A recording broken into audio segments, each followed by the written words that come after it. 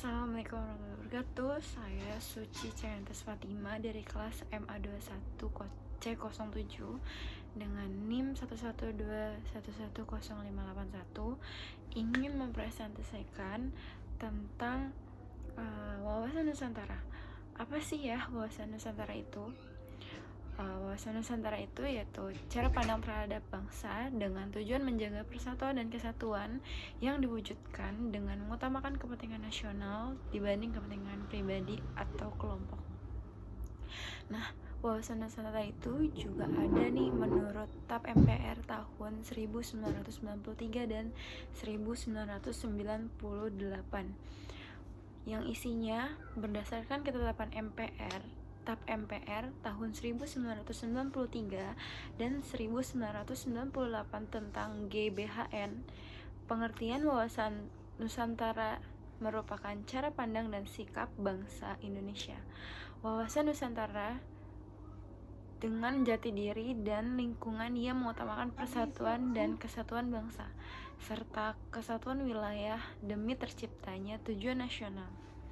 Lalu ada juga nih wawasan Nusantara menurut para ahli. Apa aja ya? Siapa aja ya? Coba kita lihat ya. Yang pertama ada Profesor Wan Usman yang isinya wawasan Nusantara menurut Profesor Wan Usman adalah cara pandang bangsa Indonesia mengenai jati diri dan tanah air sebagai negara kepulauan dalam segala aspek kehidupan yang beragam. Terus yang kedua ada Munajat Danu Saputro pada tahun 1981. Sementara itu Mudrajat Danu Saputro berpendapat bahwa wawasan Nusantara adalah cara pandang bangsa Indonesia tentang diri dan lingkungan dalam eksistensi yang saling berhubungan serta penerapannya di tengah lingkungan berdasarkan asas Nusantara. Terus yang ketiga ada Sumarsono tahun 2002.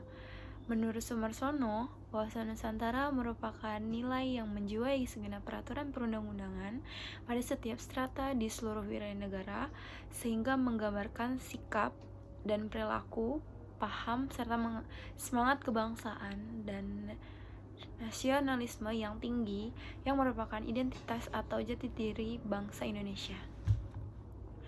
Lalu ada juga nih hakikat wawasan Nusantara. Hakikat wawasan Nusantara adalah kesatuan dan keutuhan nasional negara Indonesia.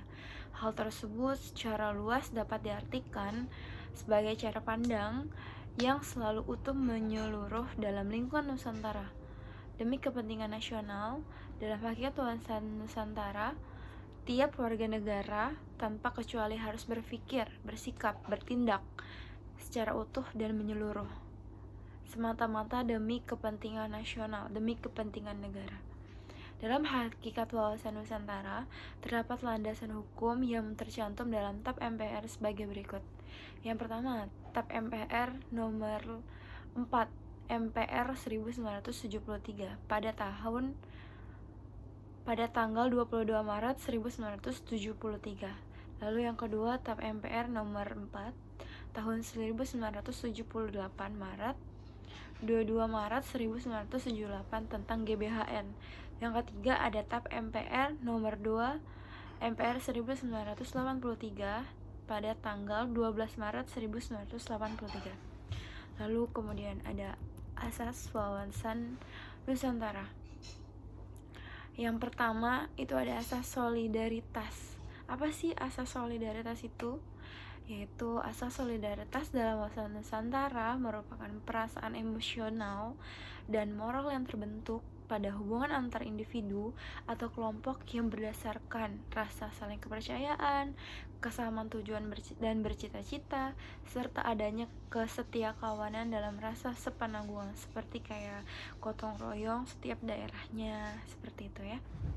Lalu ada asas kejujuran. Asas kejujuran dalam wawasan nasional adalah kejujuran dalam berpikir serta bertindak sebagai asas wawasan Nusantara yang paling penting. berani berpikir dan bertindak hanya yang sesuai dengan fakta serta kenyataan hukumnya wajib dilakukan demi tercapainya kemajuan bangsa. Jadi apapun itu semua harus ada kejujuran. Seperti itu ya. Lalu ada asas kesamaan tujuan, asas keadilan, asas kerjasama, asas kepentingan bersama. Lalu kemudian ada tujuan wawasan Nusantara. Tujuan wawasan Nusantara terbagi menjadi dua, tujuan wawasan Nusantara keluar dan tujuan wawasan Nusantara ke dalam. Yang pertama ada tujuan wawasan Nusantara keluar. Apa sih tujuan wawasan Nusantara keluar? Tujuan wawasan Nusantara keluar adalah untuk menjamin kepentingan nasional dalam era globalisasi yang kian mendunia maupun kehidupan di dalam negeri. Selanjutnya, tujuan ini dimaksud untuk turut serta melaksanakan ketertiban dunia berdasarkan kemerdekaan, perdamaian abadi, keadilan sosial, dan sikap menghormati. Seperti Pancasila ya. Lalu ada tujuan wawasan Nusantara ke dalam.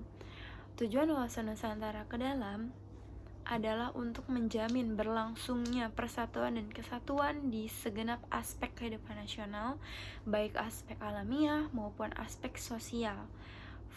Ada juga nih fungsi adanya wawasan Nusantara. Apa sih fungsinya?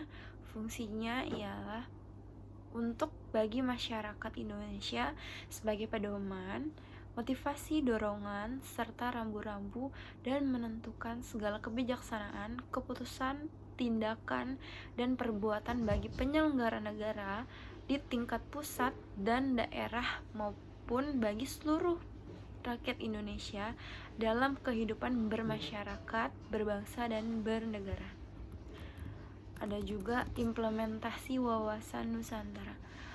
Implementasi atau penerapan wawasan Nusantara harus tercermin pada pola pikir, sikap, dan tindakan yang senantiasa mendahulukan kepentingan bangsa daripada kepentingan pribadi atau suatu golongan.